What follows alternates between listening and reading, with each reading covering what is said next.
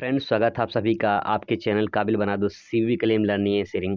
दोस्तों, high school के सामाजिक विज्ञान के जितने सारे भूगोल के इंपॉर्टेंट क्वेश्चन बहुविकल्पीय हैं उसको कवर करने वाले हैं।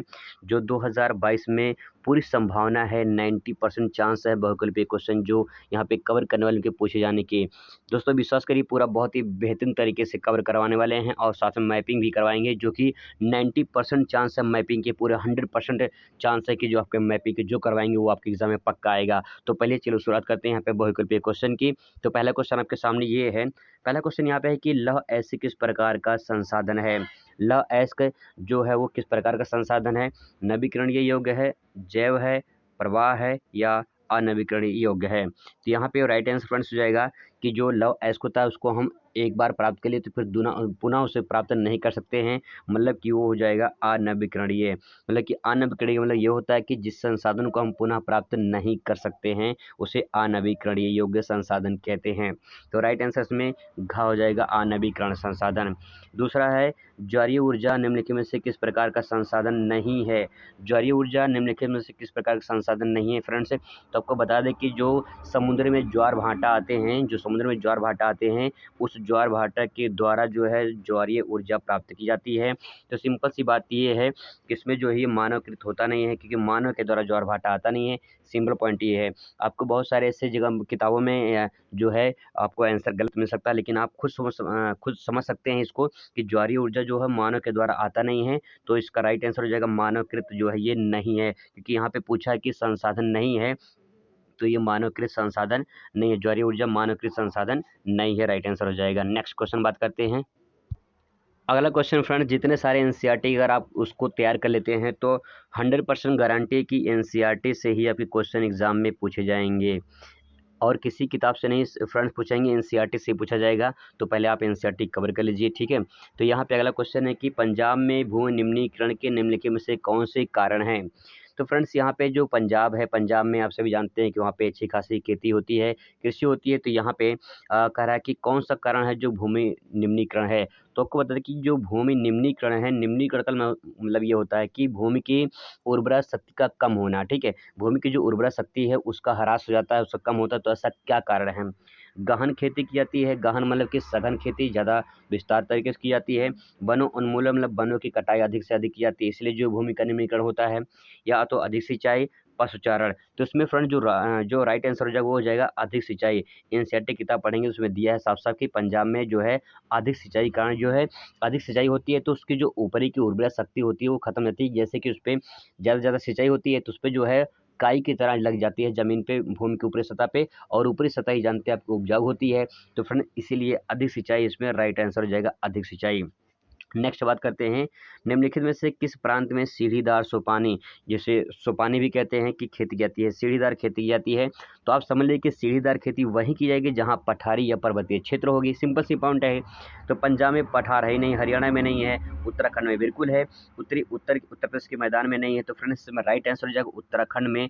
उत्तराखंड में जो है वो सीढ़ीदार खेती के लिए सोपानी सीढ़ीदार खेती की जाती है। जैसे कि खेती होती है और जो है इस तरह से सीढ़ी बनाकर जो है वो खेती की जाती है, ठीक है। इस तरह से सीढ़ी बनाकर खेती की जाती है। तो ये हो गया अगला क्वेश्चन। अगला क्वेश्चन फ्रेंड्स आपके सामने ये है कि निम्नलिखित में से किस राज्य में काली मृदा के रूप में पाई जाती है। तो काली मृदा फ्रेंड्स, काली मिट्टी यानी काली मिट्टी कहाँ पाई जाती है। तो जम्मू कश्मीर में नहीं पाई, जम्मू कश्मीर में पर्वतीय मिट्टी पाई जाती है, महाराष्ट्र है, राजस्थान है, झारखंड है। वहीं बात करें फ्रेंड्स अगर इसके महाराष्ट्र की, तो महाराष्ट्र में जो है काली मिट्टी ज़्यादा पाई जाती है, काली मिट्टी जो है। और काली मिट्टी कपास की खेती के लिए जो है ज़्यादा उपयुक्त मानी जाती है। तो राजस्थान में कपास भी ज़्यादा होता है और वहाँ पे काली मिट्टी भी पाई जाती है। तो आई होप आप ये इतना आंसर कवर कर लिए होंगे। अब बात करते हैं अगले चैप्टर की। दोस्तों, आपको बता दें कि जो है आपका दूसरा लेसन और तीसरा लेसन, दूसरा लेसन आपका और तीसरा लेसन यानी वन एवं वन्यजीव संसाधन और तीसरा है जल संसाधन, इन दोनों चैप्टरों से आपके लिखित पेपर में नहीं आएंगे, बल्कि जो भी क्वेश्चन आएंगे वो मैप के आएंगे। तो आपको जितने सारे मैप वाले पोर्शन उसको कवर करवा देंगे, बहुत ही अच्छे तरीके से करवाएंगे फ्रेंड्स, विश्वास करिए बहुत ही बेहतरीन तरीके से करवाएंगे यहाँ पे। और 2-3 लेसन जो है वो मैप के आएंगे, इसमें आपके एग्जाम में क्वेश्चन नहीं पूछा जाएगा, ठीक है। जो भी क्वेश्चन आएगा वो मैप का आएगा। तो इसलिए चौथा क्वेश्चन हम लोग कवर करते हैं यहाँ पे। चौथे क्वेश्चन का पहला क्वेश्चन आपके सामने ये है कि निम्नलिखित में से कौन सी कृषि प्रणाली को दर्शाता है और जिसमें एक ही फसल लंबे चौड़े क्षेत्र पर की जाती है। तो यहाँ पे स्थानांतरण कृषि, रोपड़ कृषि, बागानी कृषि, गहन कृषि। तो आपको बता दें कि यहाँ पे क्वेश्चन पूछा है कि कृषि प्रणाली कौन सा दरअसल जो बड़े लंबे चौड़े क्षेत्र पर की जाती है। स्थानांतरण कृषि वो होती है जो कि एक स्थान से दूसरे स्थान पर कृषि करती है, फिर जो है ऐसे चलता रहता है एक स्थान दूसरे स्थान पर, तो स्थानांतरण हो गया। रोपड़ जो कृषि होती है बड़े पैमाने पर की जाती है, बड़े क्षेत्र पर की जाती है। और ये रोपड़ जो कृषि होती है बागाती फसल होती है, इसे व्यवसाय के लिए की जाती है, जैसे केले की खेती हो गया, और जो है कहवा की खेती हो गया, चाय की खेती हो गया, तम्बाकू खेती, अनानास खेती हो गया, ठीक है, रबड़ खेती हो गया, सब रोपड़ कृषि के अंतर्गत आते हैं। तो इसमें राइट आंसर फ्रेंड्स हो जाएगा कौन सा, रोपड़ कृषि, जो कि बड़े क्षेत्र पर लंबे चौड़े क्षेत्र पर की जाती है। आई होप आप समझ पा रहे होंगे आसानी से। अगले क्वेश्चन बात करते हैं। और बहुत सारे क्वेश्चन यहाँ से बन सकते हैं, लेकिन यहाँ पे जो एनसीईआरटी वाला वाले से कवर कर लेते हैं। नेक्स्ट क्वेश्चन है कि निम्न में से कौन सी रबी की फसल है। बात करें रबी की फसल की, आप सभी अच्छे से जानते हैं गेहूं की जो फसल होती है, जैसे गेहूं के साथ जो बोया जाता है, जो इस टाइम पे बोया गया है, देख सकते हैं आप। तो चावल, मोटे अनाज, चना, कपास। तो फ्रेंड्स इसमें जो होता है चना जो होता है वो गेहूं जो होता है, चना जो होता है इस टाइम पे बोया जाता है, रबी की फसल के साथ बोया जाता है। चावल, मोटे अनाज में ज्वार, बाजरा, ये सब मोटे अनाज कहलाते हैं। और कपास जो होता है, जो कपास यानी जो खेती होती है इसमें रुई बनती है, तो वो जो है यहाँ पे आपका राइट आंसर चना हो जाएगा। राइट आंसर फ्रेंड्स इसमें चना हो जाएगा। एक क्वेश्चन इसमें और बनता है बहुविकल्पीय क्वेश्चन में, यहाँ पे देख सकते हैं इसमें कौन सी फलीदार जो है एक फलीदार फसल है, जिसमें फलीदार फसल। तो यहाँ पे देख सकते हैं कि दालें हैं, मोटे अनाज हैं, ज्वार, तिल है। तो इसमें जो है फ्रेंड्स इसमें जो दालें होती हैं वो फलीदार फसल होती हैं, जैसे आप देख सकते हैं कि उड़द है ना, इन उड़द बोलते हैं इसको, उड़द है और मटर है, तो ये फलीदार फसल होते हैं। तो ये समझ सकते हैं जो है यहाँ पे। तो राइट आंसर क्या हो जाएगा, दालें हो जाएंगी। एनसीईआरटी के लेसन नंबर 5 का खनिज और ऊर्जा संसाधन बहुत ही मोस्ट इम्पॉर्टेंट है, यहाँ से क्वेश्चन पक्का बनते हैं यहाँ से। तो पहला क्वेश्चन आपके सामने ये है, निम्नलिखित में से कौन सा खनिज अपक्षेत्र पदार्थ के अवशिष्ट भार का त्यागता हुआ चट्टानों के अपघटन से बनता है। क्वेश्चन बहुत ही थोड़ा सा वर्ड जो यहाँ पे बहुत शुद्ध हिंदी यूज किया गया है। तो खनिज जो है अपक्षेत्र पदार्थ है, अवशिष्ट भार को त्यागता हुआ चट्टानों को के अपघटन से बनता है। तो फ्रेंड्स यहाँ देख सकते हैं कि जो इसमें कोयला है, बॉक्साइट है, सोना है, चांदी है, तो इसमें जो राइट आंसर हो जाएगा बॉक्साइट जो है, इसमें राइट आंसर हो जाएगा। अब बात करें खनिज अपक्षेत्र पदार्थ की, मतलब कि जो खनिज होते हैं अपक्षेत्र का मतलब क्या होता है, अपक्षय के द्वारा ये खनिज जो होते हैं उनके चट्टानों के, खनिजों में जो चट्टान होती हैं, मतलब चट्टानों जो खनिज होते हैं उन खनिजों के चूर्ण के द्वारा जो है बॉक्साइट का निर्माण होता है।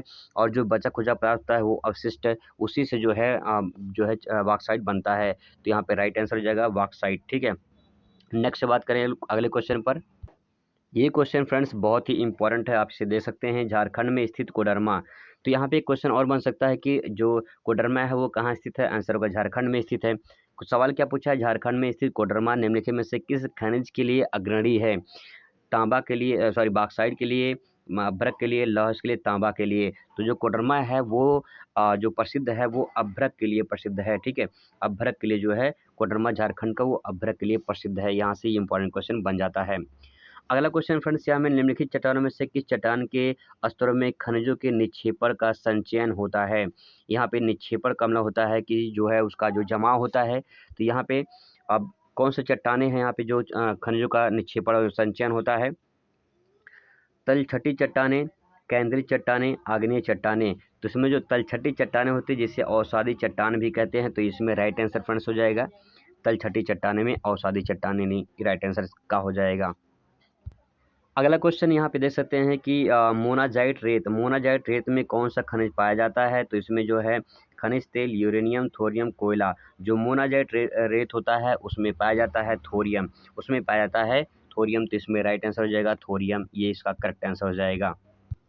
दोस्तों आपका जो छठवां लेसन है विनिर्माण उद्योग, वो 30% सिलेबस में कट गया है, इसीलिए उस चैप्टर को यहाँ पे रिवीजन नहीं करेंगे क्योंकि पूछा जाएगा नहीं, तो इसीलिए उसको रिवीजन नहीं कर रहे हैं।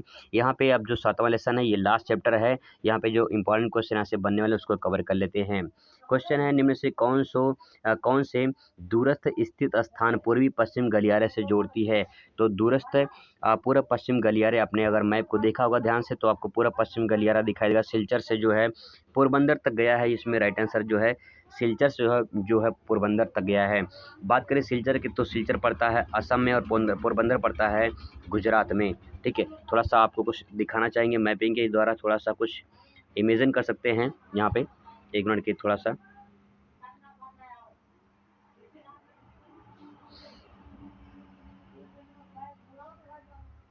तो इस तरह से थोड़ा सा कुछ मैपिंग जो है आपको थोड़ा सा बस इमेजिन कराना चाहते हैं। तो यहाँ पे लगभग ये रहा गुजरात में, यहाँ पे गुजरात से लेकर जो इस तरह से सिलचर में यहाँ तक जो है आपका बनेगा। ठीक है, यहाँ तक। नेक्स्ट क्वेश्चन, अगला क्वेश्चन आपके सामने ये रहा फ्रेंड्स, निम्नलिखित में से परिवहन के कौन सा साधन वाहनांतरण हानियों को देरी को घटाता है। रेल परिवहन, पाइपलाइन, सड़क परिवहन, जल परिवहन। तो इसमें जो राइट आंसर हो जाएगा जो हानियों और देरी को घटाता है वो है रेल परिवहन। ये सभी जानते हैं रेल परिवहन इसमें राइट आंसर हो जाएगा। नेक्स्ट क्वेश्चन बात करें, अगला क्वेश्चन है जो कि इम्पोर्टेंट क्वेश्चन फ्रेंड्स यहाँ पे है कि निम्न से कौन सा राज्य हजीरा विजयपुर जगदीशपुर पाइपलाइन से नहीं जुड़ा है।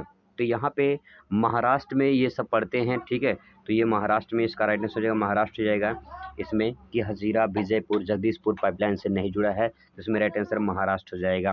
नेक्स्ट क्वेश्चन आपके सामने, अगला क्वेश्चन फ्रेंड्स आपके सामने ये है कि इनमें से कौन सा पत्तन पूर्वी तट पर स्थित है जो अंतःस्थलीय तथा अधिकतम गहराई का पत्तन है, जो पूरी तरह से संरक्षित है। तो इसमें जो राइट आंसर फ्रेंड्स होगा जाएगा विशाखापट्टनम।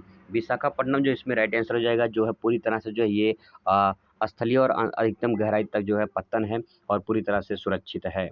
नेक्स्ट क्वेश्चन, अगला क्वेश्चन यहाँ पे है कि निम्नलिखित से कौन सा परिवहन साधन भारत का प्रमुख साधन है। तो इसमें जो रेल परिवहन है फ्रेंड्स वो भारत का प्रमुख साधन है, रेल परिवहन, इसमें राइट आंसर हो जाएगा। नेक्स्ट क्वेश्चन बात करें तो आपके सामने ये है, काफ़ी इंपॉर्टेंट क्वेश्चन आपके सामने ये है कि किन से दो देशों से व्यापार को क्या दर्शाता है।